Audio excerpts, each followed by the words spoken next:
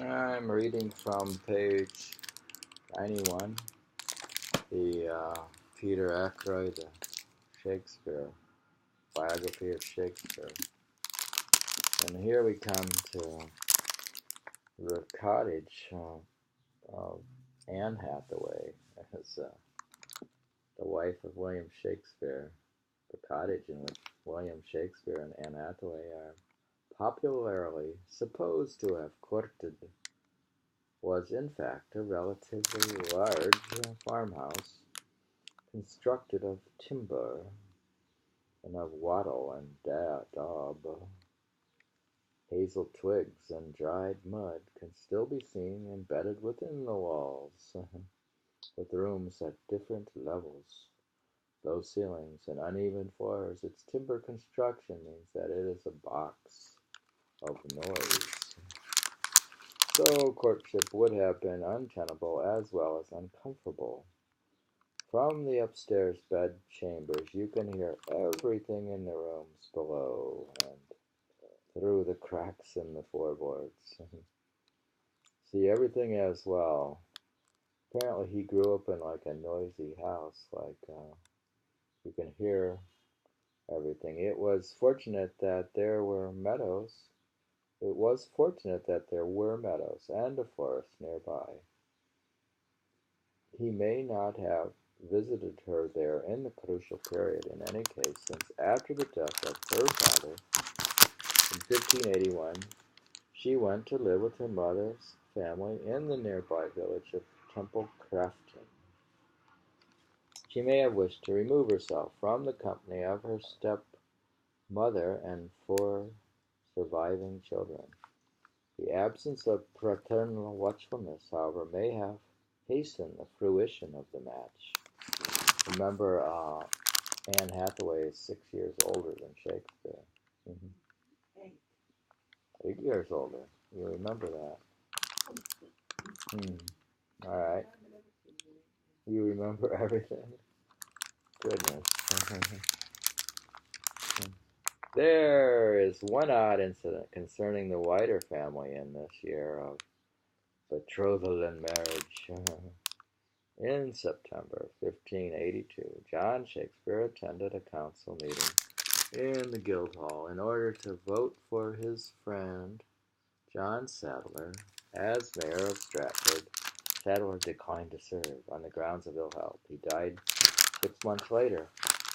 But John Shakespeare, that's Shakespeare's father, reappearance after an absence of almost 6 years is somewhat puzzling. It may have been a sudden decision or a desire to be seen, to support an old friend, but it may conceivably be connected with his other appearance in the public records at this time.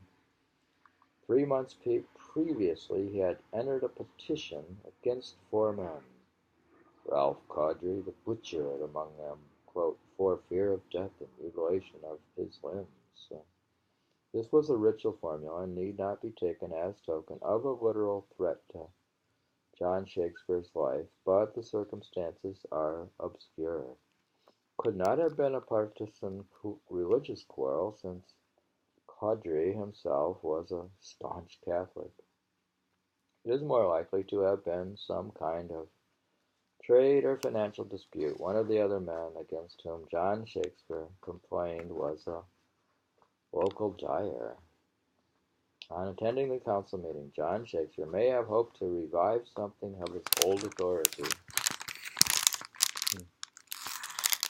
The first child of William Shakespeare and Anne Hathaway was probably conceived in the last 2 weeks of September, for at the end of November, the young man, or Anne Hathaway's guardians, hastened to Worcester in order to obtain a special marriage license. Remember, they have a verbal agreement before marriage. Anne Hathaway had been left. They get together before marriage by agreement. Anne Hathaway had been left £6 sterling by his father, equivalent to a blacksmith or a butcher annual wage and enough for her dowry. The license permitted marriage after a single publication of the bans and did not specify any particular parish in which the ceremony must take place. The haste was necessary since the period of Advent was at hand, in which marriages were very largely restricted. Another period of prohibition began on January 27 and lasted until April 7. It's interesting they have a prohibition period. It was possible then that their child might be born when its parents were not formally married. Anne's interesting condition may have become evident, and neither she nor her guardians may have wished her child to be illegitimate. So on November 27, 1582,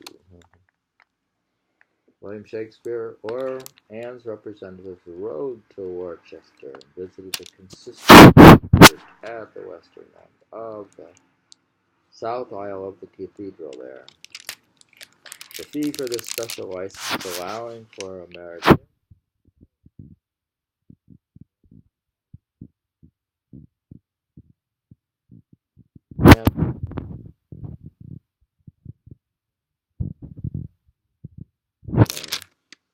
of Whately.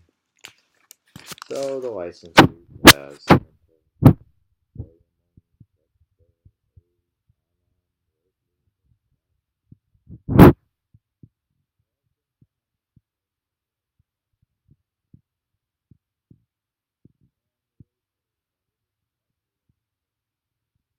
heard or misread the name there.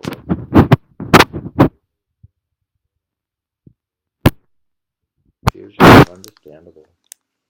Since Shakespeare himself was under the age of 21, he was obliged to swear that his father had given consent to the match. On the following day, two of Anne Hathaway's neighbors in Shattery, both farmers, Folk Sandals and John Richardson, stood surety of £40 in the event of some lawful impediment being later discovered. It is not surprising that John Shakespeare did not sign this surety, since he was a known recusant intent upon concealing his wealth and property. That means he's a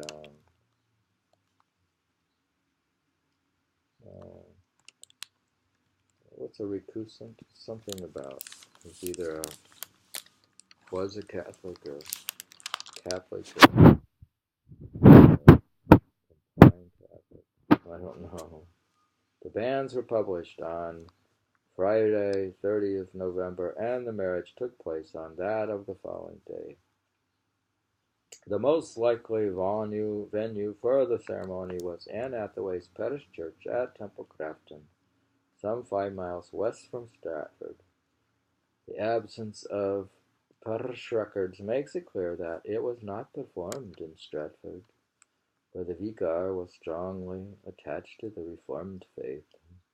Some scholars place it at Luddington, a village 3 miles from Temple Grafton, where other relatives of Anne Hathaway lived.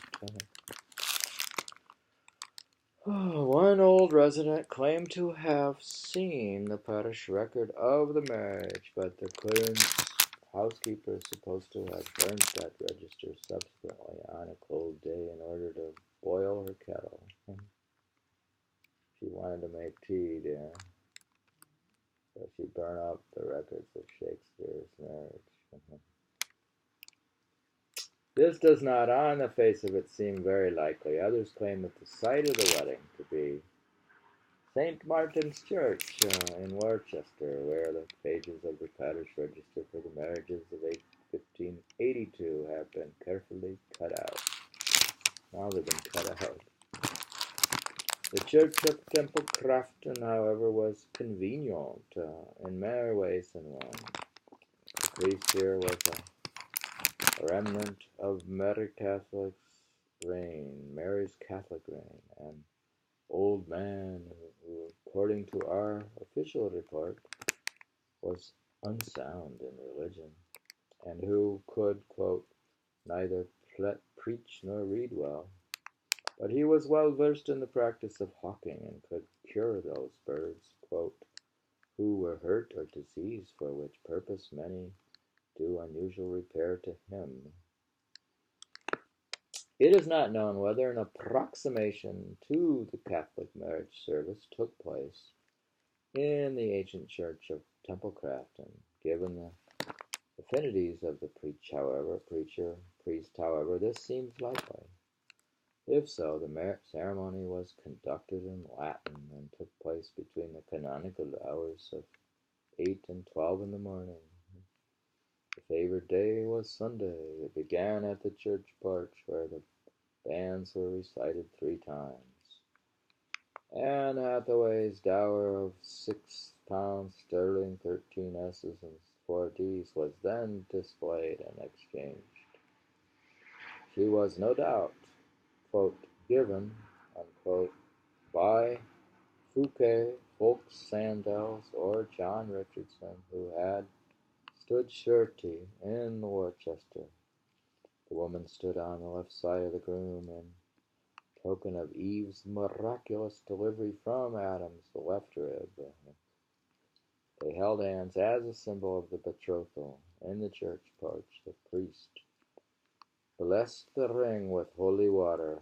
The bridegroom then took the ring and placed it in turn on the thumb and first 3 fingers of the bride's left hand, with the words, in nomine Patris, in nomine Filii, in nomine Spiritus Sancti, Amen.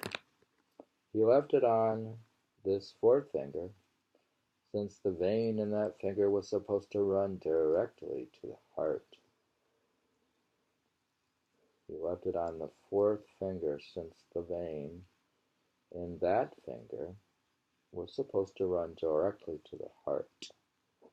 The couple were then invited into the church, where they knelt together in order to partake in the nuptial mass and blessing. They wore linen cloths or care cloths upon their heads to protect them from demons. It was also customary for the bride to carry a knife or dagger suspended from her girdle, the reason for which are uncertain. Juliet possesses a dagger with which she stabs herself. That's from Romeo and Juliet. The bride's hair was unbraided, hanging loose about her shoulders.